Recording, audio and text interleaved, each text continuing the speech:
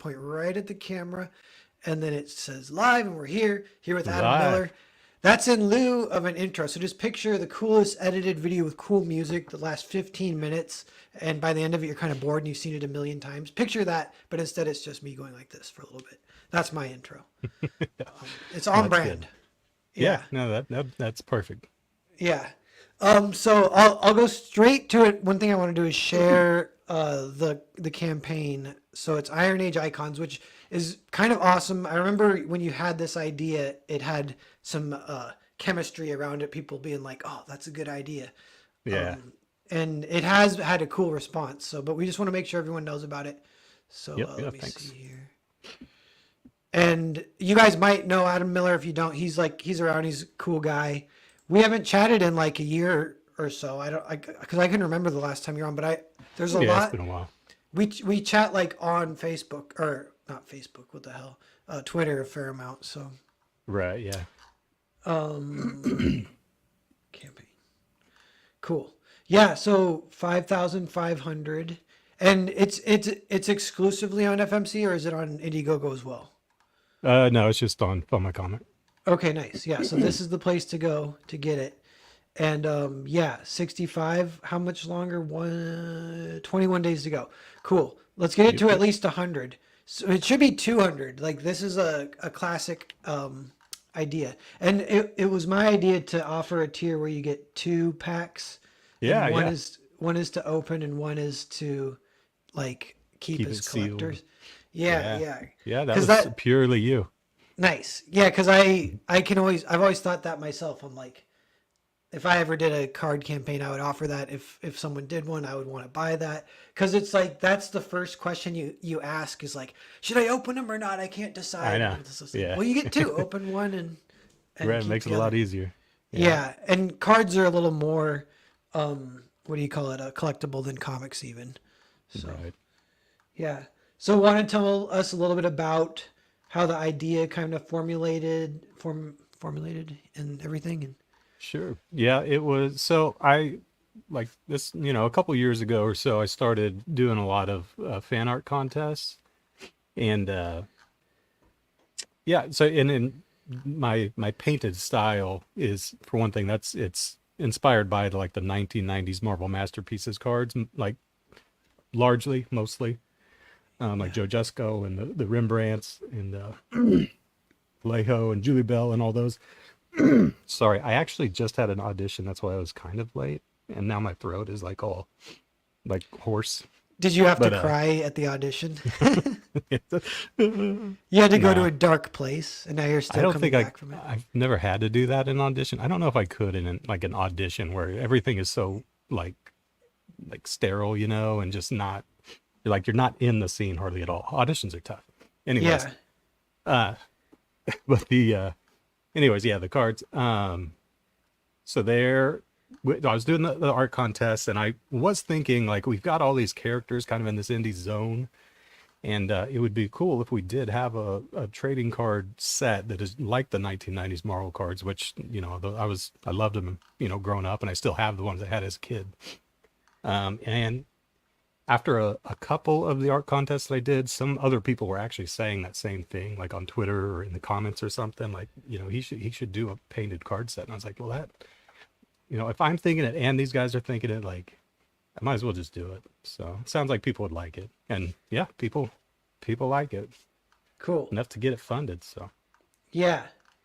Yep. Oh yeah, look at, and it's like this kind of art is the kind of art that you can zoom in on permanently and it keeps looking good.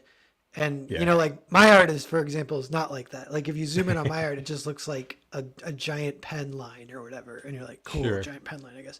Yeah, But but so it's I like would say that's better art though. I I would don't know say if about you that. Yeah, but it's if you different. can just look at it and it's beautiful, especially from a distance, that's good art. I Yeah, mean, well, a funny trick about that a little bit. They say with when they're teaching you to paint in like elementary school or whatever. I remember the art teacher being like, and you can step away from the painting and look at it from far away because that will help you a little bit or whatever. yeah, And the equivalent of that for digital is you have your little thumbnail navigator. I always you just just am zoom looking at away. that. Yeah, Oh I'm yeah, like, up in the corner. Yeah, it's a tiny I little closed version. that because it takes up too much screen, so I don't have that on mine. I Oh just zoom yeah, way yeah. out. I zoom way out and make it tiny on the screen every now and Nice. then. Yeah. See, that's like cool. The other thing I've noticed Yeah. that's kind of funny is I'll literally, because I have two monitors, and I'll just drag it to the other monitor, and that somehow is kind of crazy, Oh and yeah. that'll give you new Huh. eyes on it. And you're Yeah, I like, can oh, see that. It's a good but idea. but yeah. So do you eventually like when you're working on these? Do you like zoom in a lot eventually? Like do you start broad and then zoom, zoom, zoom, zoom, zoom, zoom, zoom keep going? I try not to zoom in too much. Like I actually like on these cards I just started trying to keep my zoom because you can look at the percentage, up on the screen. I try to keep that no more than like 160-ish, Okay. which it's still zoomed in pretty good, but the two things about that, if you're working so small and so zoomed in, it's you really do need to be able to see everything that's going in, like even those tiny details. For one thing, they probably won't even show up, and if they Oh yeah. do, it might not be helping the composition of the piece as a whole. Yeah.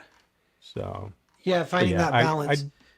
I do zoom in, like especially on faces. Like I'll zoom in and get the whole face on the screen, and do the Yeah. details on the face usually or something. But Yeah. Like here's a zoomed in. This is cool. So like zoomed in, it looks like that could be like a HD frame of a movie, but this is yeah, like a 1 inch by 1 inch on the card or yeah, something like that. yeah, it's tiny. The cards are 2.5 by 3.5 inches. So Yeah. But that is a thing with digital that I remember trying to figure out is like when you're doing traditional, it's kind of got this physical limitation anyway. Like the most you can zoom in is like if you get a magnifying glass and like get real close, right, but you don't yeah, even really want to do that. The equivalent of that would almost be like digitally zooming in like 300% or something.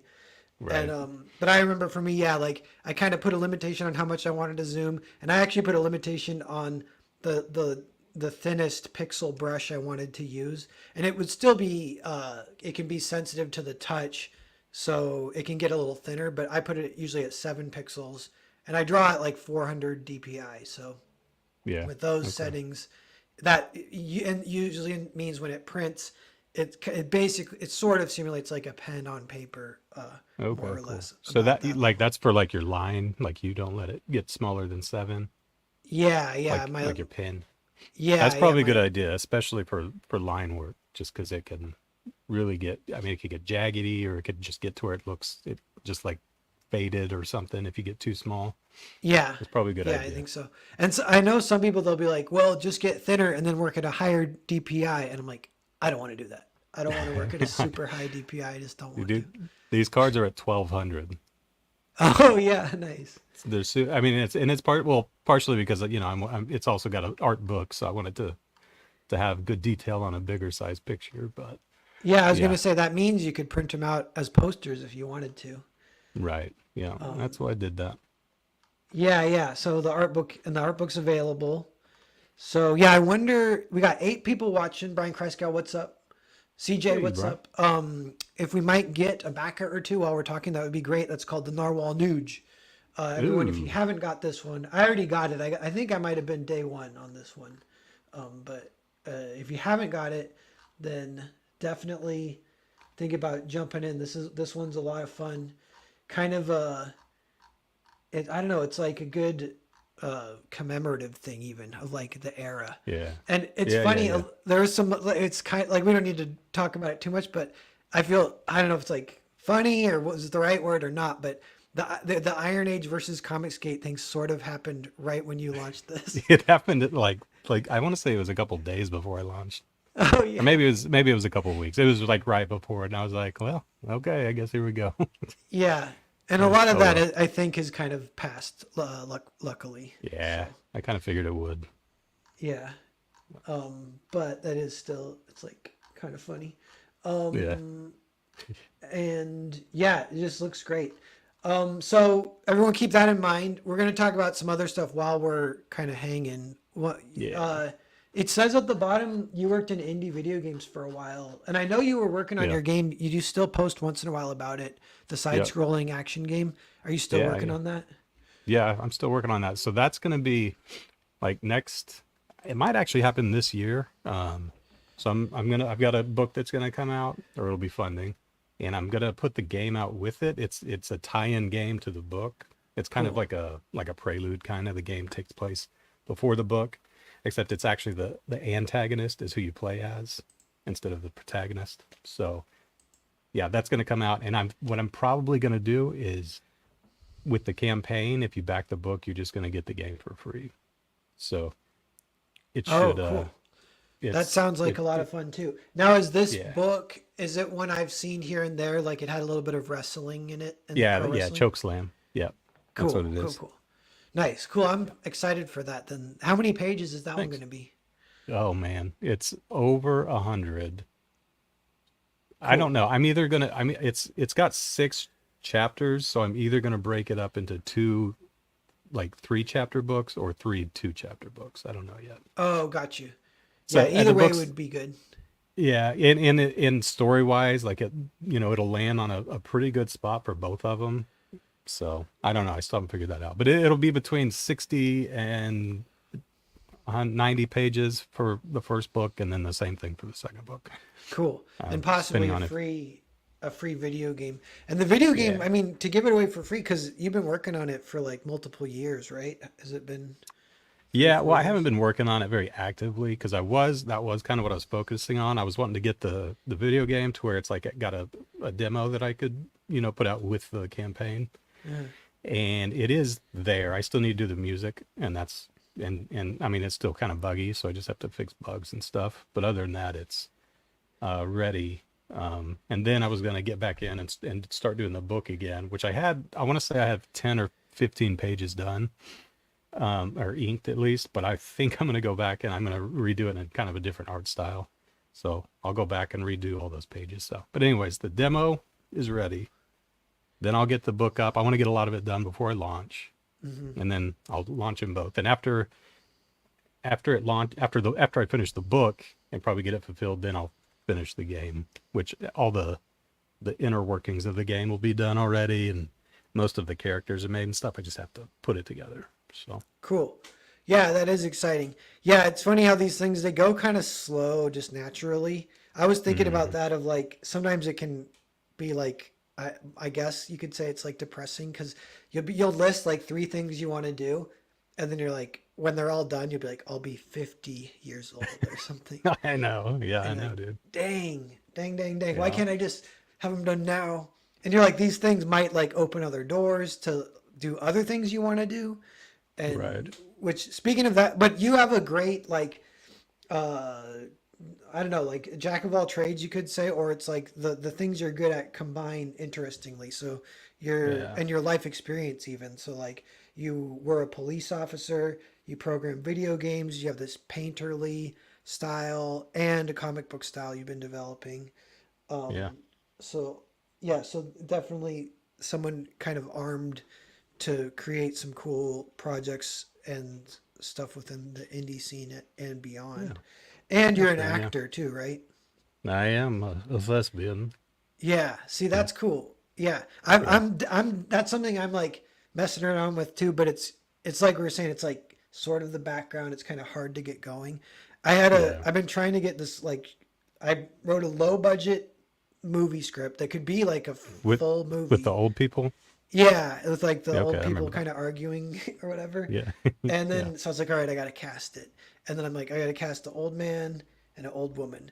And even that was like almost impossible. Just unless yeah, maybe it would be easy if I was like, if I had a budget and you cast from Seattle and you if you could do it like that way. But I'm kind of doing it more the indie way of like, we're just gonna shoot on weekends. Who's even around? Who wants to do yeah, this? I don't even know how my camera works yet.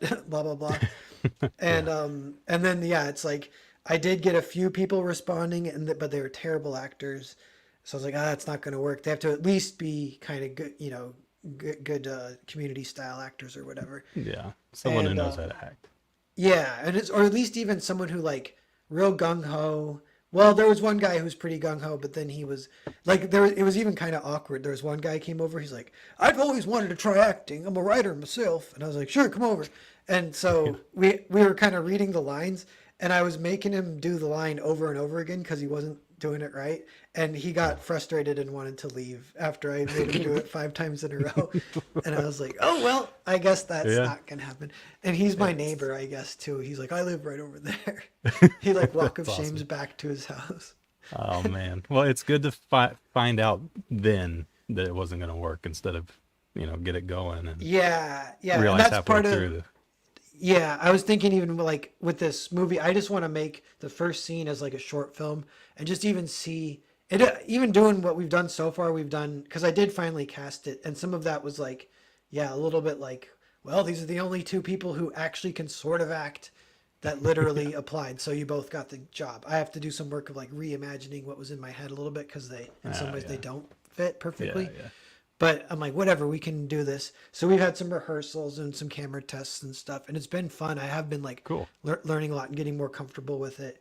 But we'll make that short film and see like how close we can get to something that sort of feels like a real short film or whatever, and then Yeah. may or may Nice. not proceed. Um, but I don't know, it's fun. It's a fun world, and it's the kind of thing where it does have you daydreaming and fantasizing a lot about. I don't know. Do you do that ever? Do you like fantasize about Like, film projects of like getting a big role or something or I mean, kind of. Acting isn't for me. It's just kind of fun to do.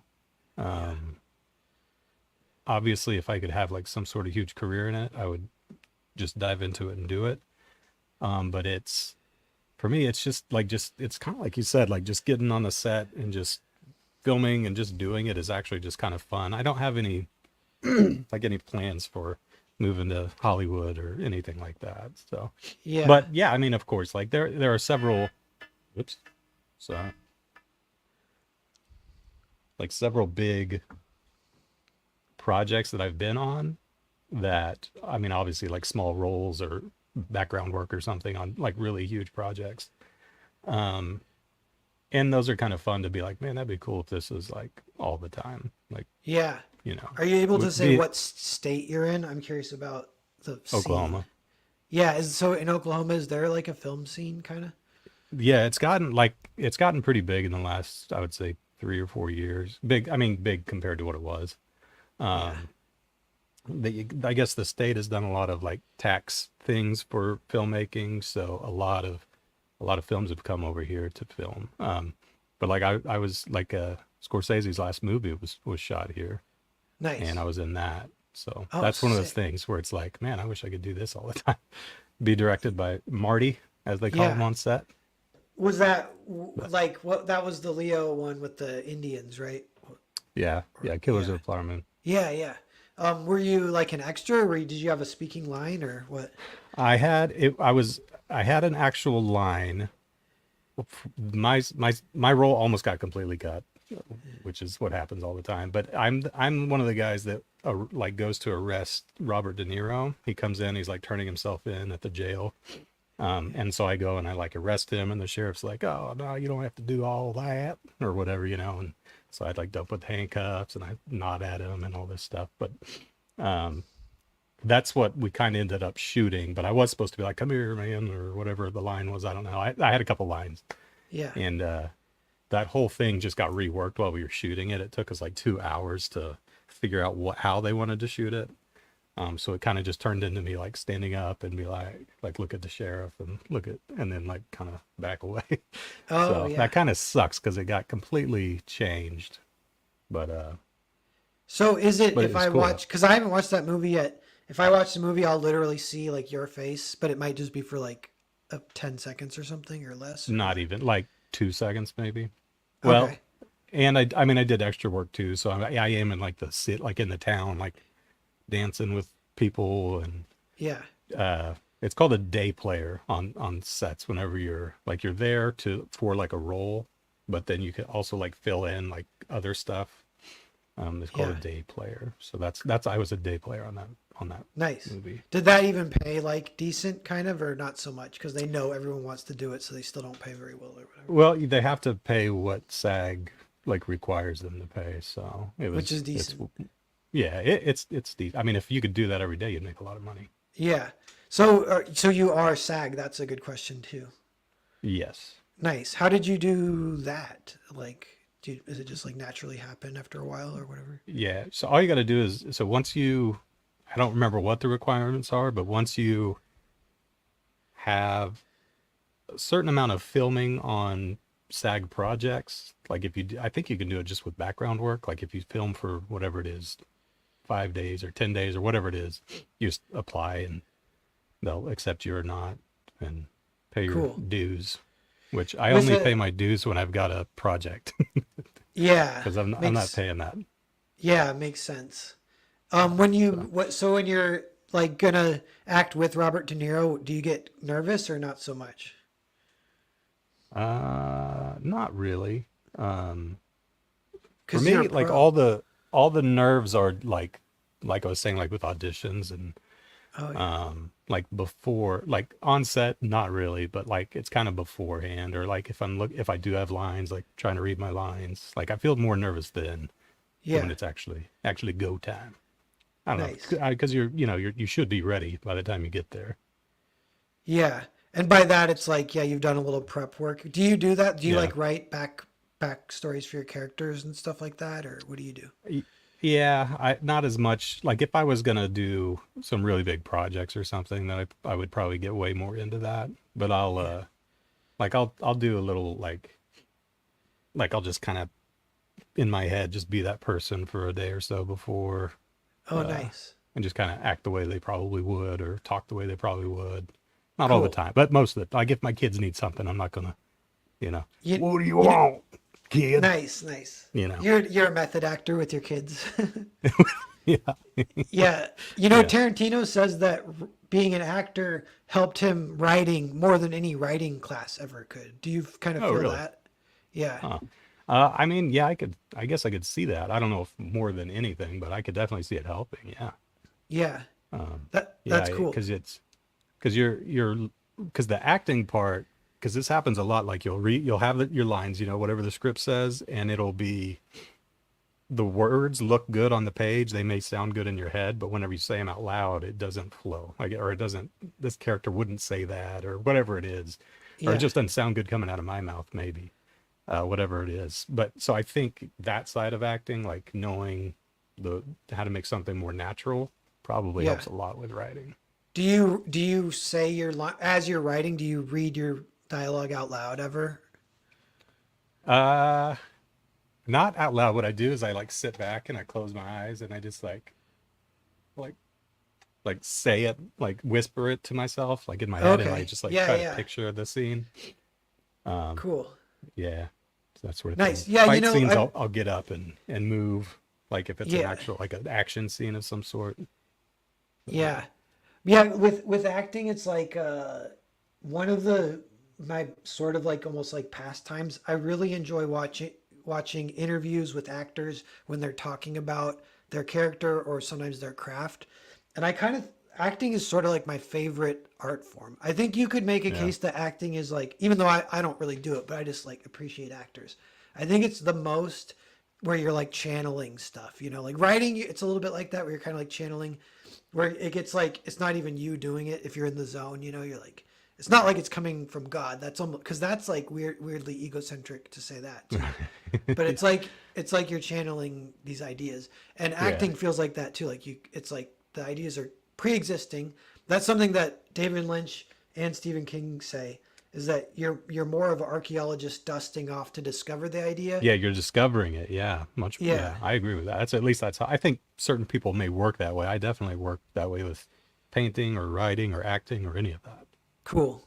You're Yeah, you're and do you feel like figuring is it out. acting like a little bit more channely than the others, or about the same, or how do you feel? Maybe you don't Yeah, romanticize it as much as I do because you do it.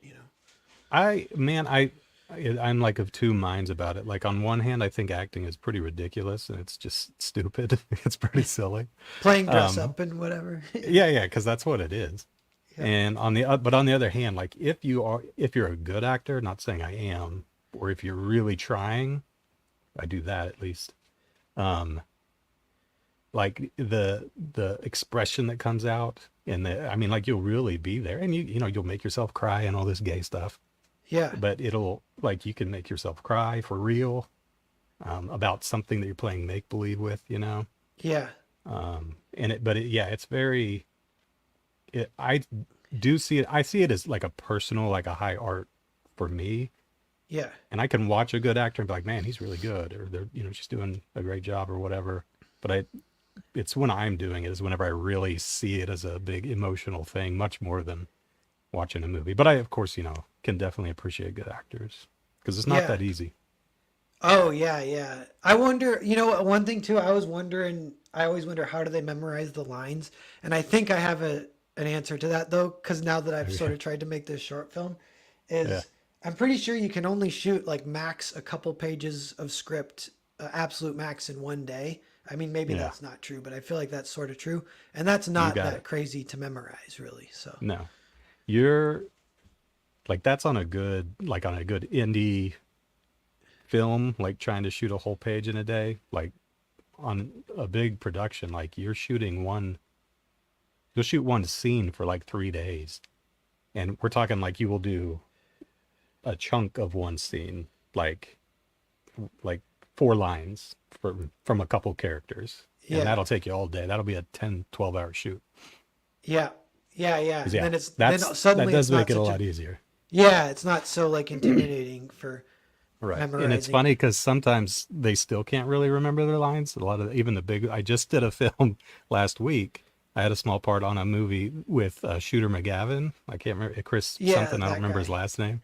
And Nice. dude, that guy's hilarious. He like he's never ready to start, and like he's always like talking to somebody when they do start, and always gets his lines wrong. It's so funny. It's like I know you're a pro. Like how are you a pro? I don't get it. Yeah, But he's super cool dude. Like I really actually liked him more than anybody else that on the might be set. part of it. And it's different maybe in the age of digital, maybe. I don't know. I can imagine. In film, it's like, what the fuck are you doing? You're wasting celluloid, Yeah. bro. Get it right. I Right. know Yeah, I'm all sure it's those. way different now.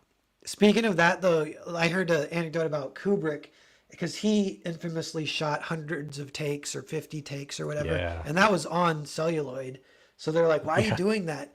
And I heard him give one answer, but he trolled. He was like a pre-internet troll a little bit, but his answer was, he goes, "If they can't remember the line, then I can tell, and it looks fake, so I just make them do it again until they do remember it." And I was That's like, actually a "Okay, good idea. I yeah, remember, I forgot, I think it's from The Shining or somebody, just the actor saying like how just grueling it was just doing like literally 100 takes yeah." of a single line or scene or whatever. Like, man, that would wear you out.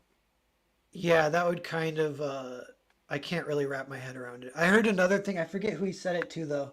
He said it to it was on oh fuck. So I think it was the last movie he did. What's it called? Do you guys know, with Tom Cruise and Nicole Kidman? Eyes wide shut. Yeah, on Eyes Wide Shut, and then that had another director who I can't think of his name, but he came in and was an actor. So it was two directors, and Stanley was making that guy do a ton of takes. And that guy's like, "Stanley, don't you think we got it? I mean, it's been Yeah. 50 takes." And Stanley Kubrick was like, "Well, don't you want to get it right though?" Yeah. And he's like, "Well, fuck." Dude, yeah, I don't know, man. Like if usually for me, like if I'm doing a few takes, like my first take sucks. My second take is the right idea, but it's not very good. Usually the third or fourth take will be the one. And Yeah. then it just goes downhill after that. Like it just gets worse and Yeah. worse. But what you So maybe after like 50 it gets good again. Who knows? maybe, I mean, apparently it does because I'm sure It, if he did that for everything he did, apparently he was using some of the takes that are in the 50s or 60th time. He's not yeah. he's not getting it on his second take and still doing that his entire career. Yeah. And David Fincher is known for that. But yeah. And Kubrick's movies, they have like a hypnotic quality. And I was wondering if that Yeah. could be part of the acting, and maybe the 50 Ooh. takes creates some of that. Yeah. Um, Good. Yeah. Real quick, Alex VRB goes, "Who's hosting Creative Block?" It's Jake tomorrow, Alex. But speaking of even just saying Kubrick's movies are hypnotic, that's something I'm like, I don't even know how you do that. And maybe, I mean, that's kind of part of like what I'd be curious to try and break that down of what, Yeah. because he does these 3 hour movies that aren't really boring, especially The Shining is like, maybe Yeah. it's 2.5 hours or a I was little just longer. thinking like Hotel Story could be directed by Kubrick. Like Oh, the vibe of it. So I could see that being shot like his. But Yeah, it's I don't it's a little bit of probably just like the how you use the score and obviously the way you move a camera, that sort of thing. yeah, Like it's stuff that's pretty subconscious for most people that are just watching. yeah. But yeah, you're right. Actually, It does feel like that. now that you mention it too, speaking of the moving the camera, it was like the Steadicam. I think it got invented for The Shining, and so he like Oh, was really? using it a ton. And Yeah. because it was some like big rig that like, however it works, is this heavy, huge rig that like has like gyroscopes on it. Some guy can like move the camera around; it won't shake, whatever. Yeah. These big cameras. Crazy. Well, the thing is, like all these people we're talking about are like some of the best directors of all time. So there's a reason Yeah. they do what they do. Yeah, and their storytelling will get weird too. Like they don't follow the hero's journey. They'll like break all, especially Kubrick. He'll break all sorts of rules. But some of his early work is pretty funny, like because it's not necessarily like masterpiece stuff, and he kind of hates it. I'm trying to think, but it's pretty good though. But there's one called Fear and Desire. Have you heard of that one? I don't think so. It's black and white, and it's just an hour long. But it's like some people in maybe World War II. They get kind of behind enemy lines, and they're gonna like make a raft and float out to safety. But they see across the river is the house that all the officers of the Nazis are using. So they're like, well, we could float out, or we could try and kill all the officers. And so they decide to do that instead. And Oh, that's cool. and yeah, and it's a cool little movie, but there's some weird stuff that happens in it. You know what it's kind of like, honestly? It's a lot like Foreign Agent, my book, like Oh, really? I haven't read it's that one. That's like one of the only ones I haven't read yet. oh, okay. So yeah, yeah. That's the That's one, cool. but yeah, it's like artsy fartsy war story is what Yeah. Fear and Okay. Desires. Yeah, that'd be cool. But yeah. Well, so 13 people watching. Let's do a little mid chat check in with the campaign here. Yeah. Yes. Has anyone in the chat backed it? Let me know, because we will update it and we will see those numbers go up, and we will all get a big dopamine hit. Adam most of Yeah. all. The We live for narwhal that. nub. What is it? The narwhal The Nuge. the nooge. The Nuge, brother. It's like a pro wrestling move. Oh yeah. It's hard to say though. But yes, it looks magnificent. Let me see if I can share with audio maybe, and we'll watch the video. If it, Sure.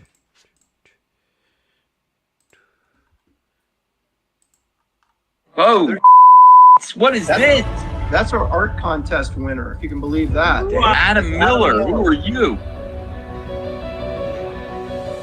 The winner is Adam Miller. So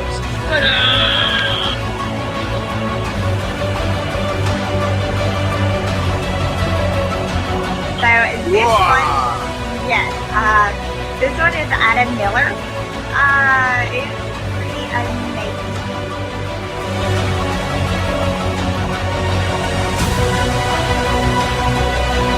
Well, no, I'm saying he's probably a very interesting guy.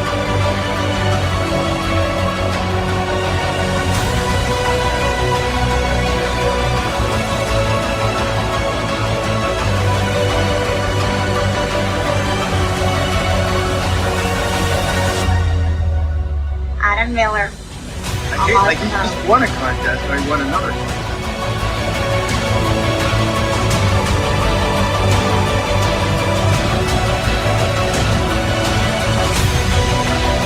hey, this kid.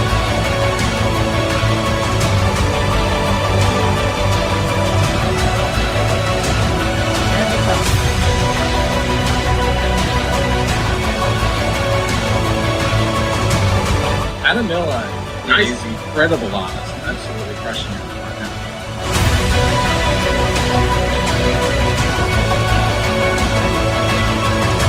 We should artist illustrate.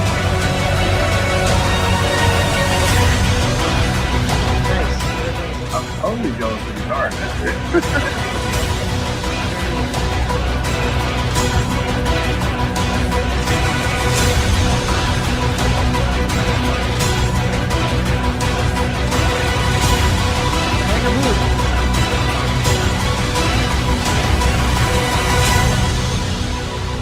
must have a pretty darn good understanding of the landscape of the whole indie scene through this project, probably better than most.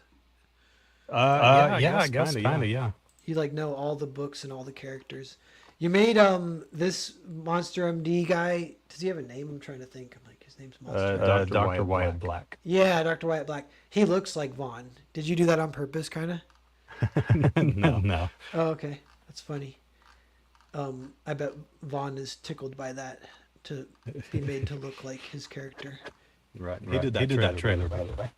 Oh, cool. Yeah, and that turned out great. Yeah, and then the question mark edit, was that she getting covered up, or? Yeah. Okay, nice. Yeah, I didn't want to go in and redo the whole trailer, so we just covered no, it that's up. a good way to do it. I know that's kind of unfortunate. I just saw that from a distance, but I was like, if I was Billy, I would just let you do it, but whatever. Yeah, that's the thing. Just with how big she is, like you just can't really just do it. Yeah, that's true. And then it is a little bit like setting a precedent or whatever, and that could be troublesome or whatever. Right. Yeah, pretty much. Cool. But yeah, lots of cool peeps in the chat. Thanks everyone for being here. Consider checking these out. They're saying there's an echo. What'd you say? You hear me echoing? I don't know. They said echo. Oh, SDA echo. StreamYard echo. Uh-oh. What does that mean?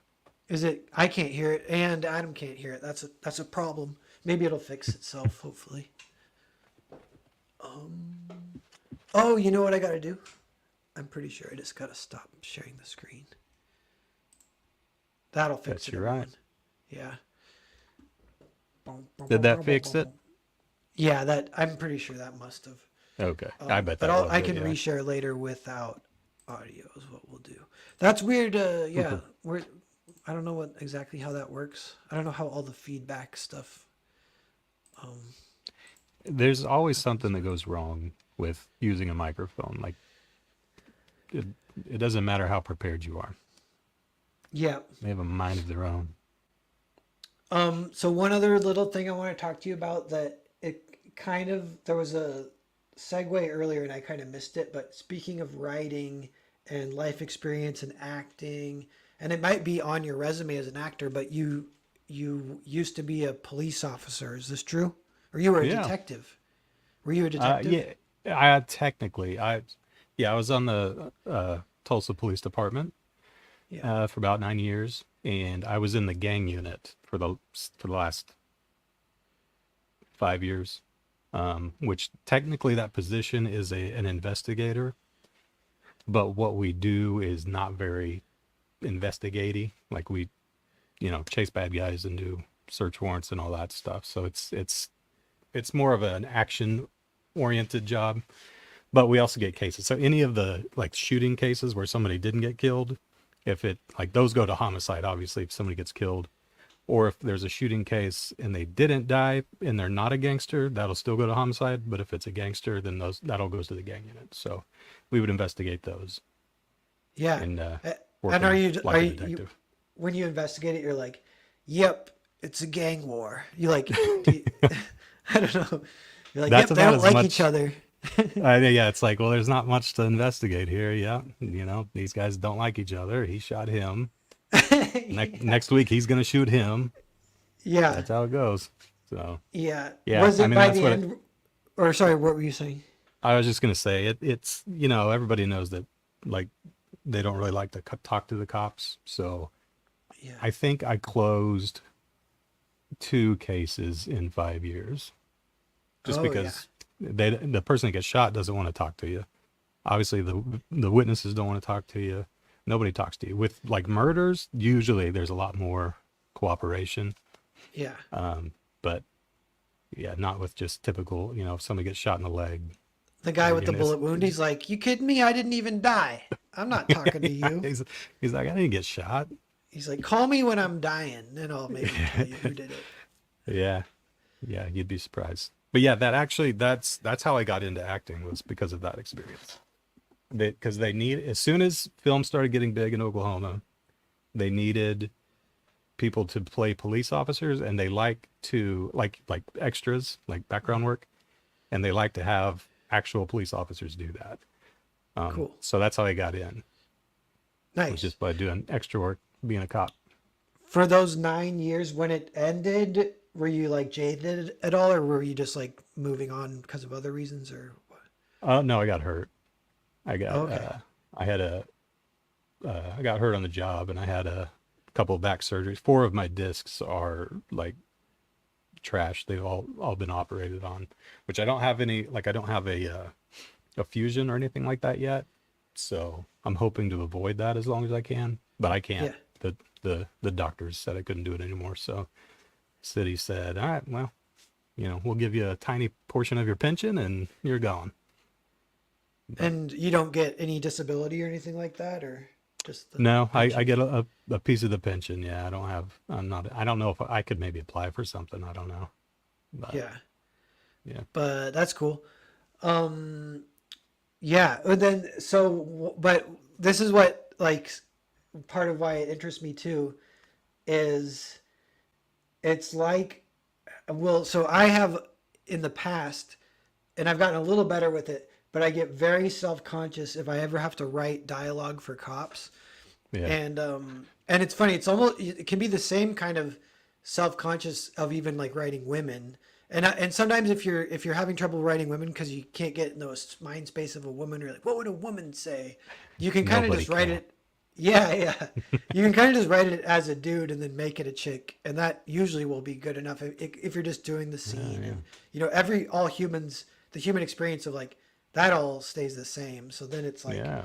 but I watched some Italian giallo with like directed by Dario Argento, and he'll write all the women, and I'm like, man, he writes legit women dialogue, and it's funny because it could almost get called sexist, but I'm like, no, this is accurate is the thing. Like It's he'll have good- them like yeah, it's good dialogue. bickering like hens, kind of, and you're like, dude, that's hilarious, nice job. Yeah, that's funny. Yeah, But- with police stuff, yeah, that like any like lawyers, doctors, police, like anything that they make a lot of movies about, and it's a very like I don't know what the word is. It's very they're the experts at it, right? Like the cops are the experts at being cops, and someone watching is not an expert. Yeah. So it's one of those things like being a cop and watching cop shows and stuff. It's like, man, this is not Oh, even yeah. close. Which my favorite cop movie is End of Watch. I don't know if you've seen that one. No, but actually, I really want to watch that now because I'm on a little kick of Jake Gyllenhaal. Yeah, no, dude, watch it. It's really good. It's my favorite cop movie, and they get so much right, but then like the way, I'm not going to spoil anything, but the way stuff goes down, it's like, that wouldn't probably even happen in the first place because he would have done this instead of that and this and that. But it's a really good movie. Cool. I think he rode around with the LA police for like several months to get ready for that role. They did Cool. good. It's a good movie. Yeah, he's a good actor. I realized, saw a few. I'm like, damn, he actually is like, he really good, and he commits or whatever for sure. Does all that Yeah. extra work and stuff. But yeah, so like with cops, I don't know. Like sometimes I will kind of. It's like the trick for writing women. You can just write them like normal people, and then and just hope that the what do you call it, the terminology and stuff like doesn't come up, or you can kind of avoid that. Right. How do you But have any advice or tricks of how you would do it?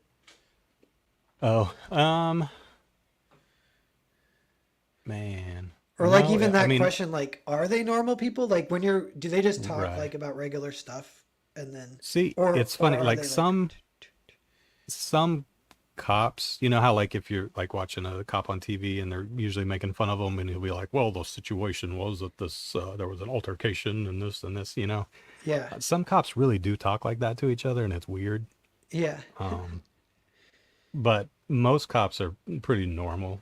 It's only when you're talking about cop stuff that they'll turn into like cop mode or like Yeah. on the job. And a lot of that's just because it's kind of like using 10 codes, yeah. Well, just- like that's good communication. That's why they talk that way. But nice.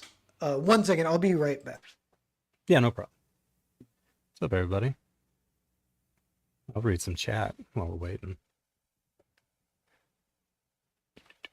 Your dad was a police officer. He loved NYPD Blue. I don't think I ever watched that. I remember it when I was a kid. That's cool. Yeah, a lot of cop shows do a pretty good job as far as like the way they talk and that sort of thing. It's usually where they go wrong is like having the police like do a certain, maybe approach something a certain way that they probably wouldn't actually do that. But anyways, I was just talking with the chat. Nice. Yeah. Sideburns, what's up? Sideburns, have you seen the Iron Age premium trading cards from Adam Miller? Yeah, Painted, check it out. looking amazing. I think you're gonna like it, Sideburns. Yeah. Check it out. Painted. I was remembering too when I watched the video. I don't know if it was the Masterpiece cards, but I collected cards when I was a kid, and I remember like getting into it for sure. Like there's something about it because when I think about it, sometimes you're like, well, why is it like addictive or whatever? But and then later I got into like Magic the Gathering and stuff. But yeah, it's like opening them, flipping through them, and seeing who you got, and like knowing that they all have the lore and everything, and it's like really fun. Yeah, and they were huge in the 90s. But I think that thing is fun. My kids, for a while, they were into like Pokemon cards, and I even liked buying them for them, and then like helping them open it and look at the cards, even though I really don't care at all. Yeah. But it's still it like trips some sort of like ancient sense in my brain that still likes the trading card thing. Yeah. I wonder, did you ever collect baseball cards or anything like that? Or? Not very much. I did a little bit, but yeah. Yeah, because that goes back. That's like the boomers did that, and I can't really relate to that. But I'm like, it's like you're right. It's like it might even be like primal. It's like we're cavemen somehow opening trading cards, and we have that burned into our genome. Yeah, there's something there for sure. Yeah, that's hilarious. And Pogs. Just kidding. Not Pogs. Not Pogs. I like Pogs too. There is some talk of bringing Pogs back. I think Clint Stoker did it for his campaign, which is live now too, by the way, everyone. But nice. Yeah. Crenshaw's here. What's up, man? How's it going? Nice job being here. All right. Yeah. So we're talking a little bit about like cops and writing cops and stuff. And you're like, they talk normal except when real cop things come up, and that's when it's good to have research or whatever. And then some cops do talk weird too. Some like if you like, there are certain cops, and it's the same with firemen and soldiers and everything. Like usually they're the kind of guys who like the ones who talk about it are usually not the ones who are actually about it, as they say. Yeah. They're kind of they like having cool gear on, and they like people to know you're a cop, and they like to tell stories about what they've done and stuff. Usually those people are the ones that don't, they're not the ones that are the ones that you want with you if you're a cop, you know what I mean? Yeah. That is. Or they're kind of dorky. If they like to talk in cop language all the time and like use cop words all the time, they're usually kind of the nerdier, like not nerdy in a good way, like they like speaking socially of acting, a little weird. Yeah, it's like they want to play dress up is why they became a cop, which is not a good motivation to become a cop. That's not a good reason at all, no. But I was going to say, like, as far as like most people also, if you're writing a book with cop talk in it and stuff, like most people don't know the difference anyway, so it's not that big of a deal. Yeah, that's funny. And that is like kind of because you can torture yourself a little bit and you're like, fuck it. Sure. But for research, I'll just watch a bunch of cop movies, and then that's like what you're saying. That is not necessarily going to help you because it's not, but it's probably a way to go. Just because like it'll give you the, because most people think the way cops work, they get all their ideas about how the police work from movies anyways. So yeah, I mean, that's kind of, it'll work anyways. If anybody watching needs help with dialogue or copywriting or anything, you can just get a hold of me and I'll help you out. Yeah. That's or really like fun. Yeah, or just like research. Like you helped me with that a year ago. I forget if that came up in a project or not, but it was just talking about like standard procedure for detective style stuff. And that really definitely helped. That helped more than and that even knowing that can kind of help with dialogue. Oh, I was gonna say, what has great quote unquote cop dialogue is Columbo, and they don't. That's one where he's kind of a regular guy just talking, but he Yeah. does like he is aware of the scene, so he will like address the like the photographer or whatever, because there would be a photographer on any crime set, and he'd be like, "Get pictures of this, get pictures of that," Yeah, and yeah, yeah. while he's also talking about other stuff, and like that's like kind of cool. But That's funny. I need to watch that. I just started watching Murder She Wrote with my wife a couple days ago. We've watched a few episodes. It's actually really good. nice, yeah, I think those old mysteries, those shows are like classic, and they are good. Yeah. Columbo especially is great, and it is having a little Yeah. bit. It's kind of back in the zeitgeist a little bit. I think partly because it is on Tubi, so it's you Yeah. can watch it for free with that. That's how I found it, and it took me like maybe a year and a half, but I watched every episode. Really? Yeah, and I feel like it definitely helped my writing a little bit. I'm But sure. I don't yeah. even know what I took from it. The main thing is that guy who I can't think of his name right now even, but The actor?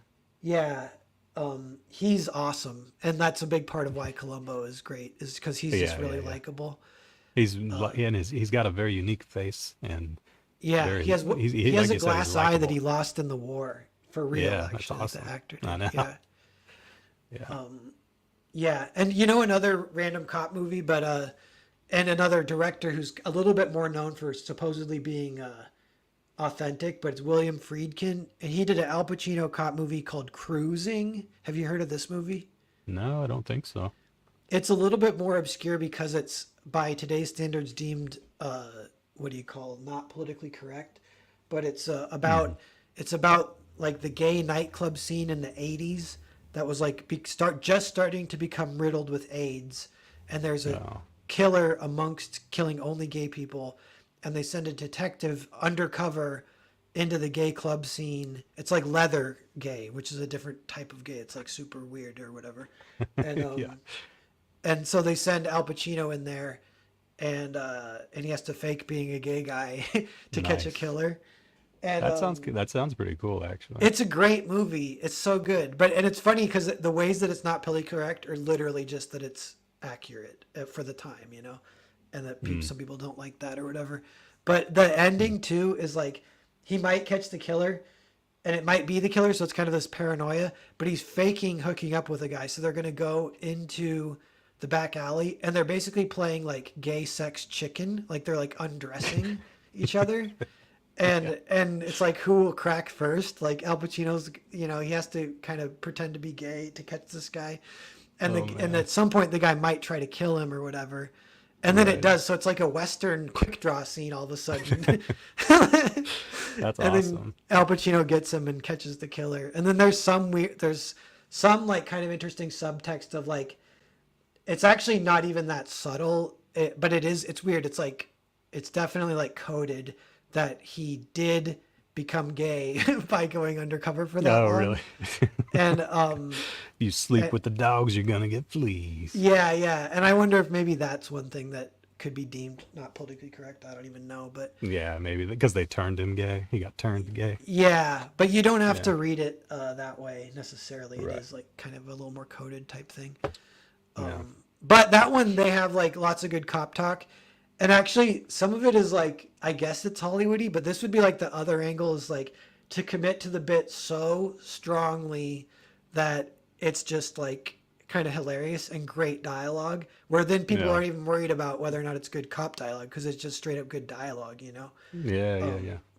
And that's like I think the sergeant or whatever who calls him in to send him on the job to maybe send him undercover. He's like, I don't know if he's smoking a cigar, but it's almost like that kind of scene. And Pacino's this young gun kind of, they send him in. He's just standing there. And the sergeant guy looks him up and down. He goes, "You a fag?" And he's like, "What? Why are you asking me that?" Or something. And I'm like, that's funny for 80s cops or whatever. But he's like, because we're Yeah, about to yeah. send you at someplace where we need to know these things, whatever. Oh man. And yeah, there's another part too in that movie where he gets arrested as his undercover character with someone they're trying to like get to talk, And then so he has to get roughed up in front of that guy kind of as part of like the act. And Yeah, yeah. but the guy they call in, it's like one of the cops, for some reason he comes in, I think he's just wearing a jock strap. He's a huge black dude with a cowboy hat, and he starts, and I think part of it is like a psychological torture type thing, but I don't know if this is real. I mean, maybe probably not. But the guy comes in, he starts slapping Al Pacino as hard as he can, and Pacino's like, "What the fuck?" Because it's like they're kind of breaking the script on him, and he doesn't know what's Yeah. going on. And then the other guy's like freaking out. They do get that guy to talk, and so it kind of Yeah. works. But then Pacino's like pissed, and they're like, "What the fuck was that naked buck cowboy guy just like beating everyone?" It's funny. But that's like, yeah, like put that shit in your cop stuff. Don't For like sure, pus- yeah. pussyfoot around it or whatever. And I don't know. Yeah, if you're gonna have undercover cop stuff, you have to have them at risk corrupting themselves and at risk getting arrested also, Yeah, yeah, or yeah. or killed. He went that in sort too of thing. deep. Yeah. Yeah. There's yeah. another Friedkin movie. Sorry, I'm just kind of rambling about good No, cop no, it's movies good. now, but it's called To Live and Die in L.A. Have you heard of that one? I know I've heard of it. I don't know if I've seen it. If I have, it's been a while. Yeah, so that's another good one. But there's a scene in that one where it's like the guy's in too deep, kind of. But I think he's not even undercover, but he's just like way too cowboy kind of thing, you know. Okay, yeah. And something happens where he has a little lead. It's actually really cool. He kind of gets this lead that he wants to move on with his partner, but they kind of aren't supposed to for multiple reasons. They're not getting approved or whatever. So they kind of go rogue because they know it's like a great lead or whatever. And it's this deal. So they see the deal, but then the deal ends up kind of going wrong, and one of the dealer guys gets murdered, and then they chase, kind of partly because of them being there, so they kind of F up a little bit. Then they chase the guy, or maybe the guy even chases them to try and find him, but he gets away. And then all of a sudden they realize they're actually getting chased by an entire federal force that they just, for luck of the draw, they managed to get away. But it's only a matter of time, really, to tell but they find out that the guy that they got killed was an undercover cop, and that's why they weren't supposed to move on that job or whatever. Oh, yeah. So they were idiots, kind of, and this cowboy Yeah. totally fucked up. And then it's the movie for a little bit. You're like, dude, how is he even going to get out of this? Like, he's so screwed. He's kind of covering his tracks because it's literally only a matter of time before they figure out that he was the one who was there at the scene or whatever. And his partner's freaking out. He's freaking out. But then they do get a chance to kind of catch the main bad guy. And I don't know if I should give too. I won't go tell anyone after that. But yeah, That sounds cool, actually. What time period does it take place in? I think it's like modern. I mean, for the time, it was made in the 80s. It's very 80s movie. Okay. It's kind of you could watch it as a companion piece with the other one is the Michael Mann movie about the Silence of the Lambs guy. Do you guys remember that movie? Manhunter. So Okay. the guy who plays the FBI agent in Manhunter is also the main cop in To Live and Die in L.A. And those are like two epic 80s movies. And I think he was never super famous after that, but he was around here and there. But he got lead in these two like iconic 80s movies. And he was good in them both. Yeah, I need to watch those, both of them. Yeah. That's cool. I don't know. I was asking about the time period because, like, if I was watching it, I don't know if I would be able to believe that he would actually not know why not to do it, or if an undercover cop would have actually got killed in the kind of situation, that sort of thing. But I think in the 80s, yeah, that sort of thing probably happened a lot easier. Yeah. Or could happen a lot easier than it would nowadays with deconfliction and all the Yeah, all the yeah, 'cause paperwork I you have think- to do to anything. And I think it might have been like it was an undercover FBI guy or something, and they were cops, and so that adds to it being a little bit like Yeah. harder. Yeah, that's like Cool. that's another thing. Speaking of research, where I just know just knowing the concept, I guess, helps, but it's like the agency's ability to communicate with each other like isn't perfect, it seems, and so like Yeah, no, it's true. yeah, it'll be weird. Like there'll be cases that get solved like after being cold for 2 years because they finally cross-referenced between agencies or something, and then they Yeah. and then they solved Yeah, I've it. never heard of that happening, but I believe it for sure. Yeah, that's just I mean, like it's YouTube just one of shit the or like whatever. the job of a police department is so huge, like not just like in scope in terms of everything they have to investigate or enforce or whatever their job is, and just how much of it is the sheer volume like that. Yeah, I mean, you can't communicate everything because it's just not possible. Oh yeah, yeah. See, that's crazy. Yeah, I wonder if it, because yeah, like you could have like again, this is almost getting in like sci-fi or whatever, but you could have like the agency interconnections be controlled by AI or like, but then you'd basically have a new Yeah, agency that is just AI that like oversees everything, and yeah, then yeah. that could be crazy, and then the cops are I've like, what the hell? Yeah, I think a lot of policies and stuff take care of a lot of that stuff, and especially if it's like jurisdictionally, like whoever's investigating the case will take the case, and they need everything from whoever had been investigating it or whatever. Um, but yeah, so that could be a cool story. Yeah, but that is cool. I And just the think of transfer of jurisdictions and stuff. Actually, that could be cool, like in yeah, in like cyberpunk. Because so I've been wondering about trying to do a cyberpunk story because I feel like cyberpunk is a little bit, especially because of AI. There's a little bit of nostalgia for cyberpunk for a couple of reasons. mm, One is I feel like things kind of cycle back 20 years, maybe 20, maybe 25 years. So like yeah, there, it for was sure. like about 10 years ago, the 80s were like super cool and everyone loved the 80s. And that's still to some degree true, but I feel like right now everyone loves the 90s. And Yeah, it's definitely more about the 90s. yeah, and the I 90s think were you're right very too. cyberpunk, kind of a little more than the 80s even. So yeah, so there's this nostalgia for cyberpunk, but also it's like a nostalgia for like a time, an innocent time where killer robots were like the threat and not like the weird AI that we don't even know how it works or what it even does. Yeah, yeah. That's happening now. And Right. it's kind of like anticlimactic and lame in a lot of ways. You're like, I Yeah, would yeah, prefer it's if it was a killer robot, please. Can I please get a killer robot? right. Yeah, it's kind of a letdown, really. That it's like people make fun of, they make jokes about the like how AI is supposed to, take over the mundane stuff so artists can work and do their job, but instead they're taking over the art, so everybody has to do the mundane work instead. Yeah, yeah. That is kind of hilarious and sad or ridiculous. But Right. but yeah, like if it is like the interagency jurisdictional stuff is handled by an AI and then that gets corrupted somehow and then a cop is trying to figure that out, that would be like a cool Yeah. story kind of. That would be cool. Yeah, yeah, that would be cool. Have to take Um it back analog style, yeah, get to the yeah, bottom yeah. of it. Yeah. Yeah, that'd be That cool. nice. Yes. So there's 13 people watching. Thanks everyone for being here. It's been good chatting with Adam Miller of Yeah. Iron Age Icons Premium Trading Cards. The art does look amazing.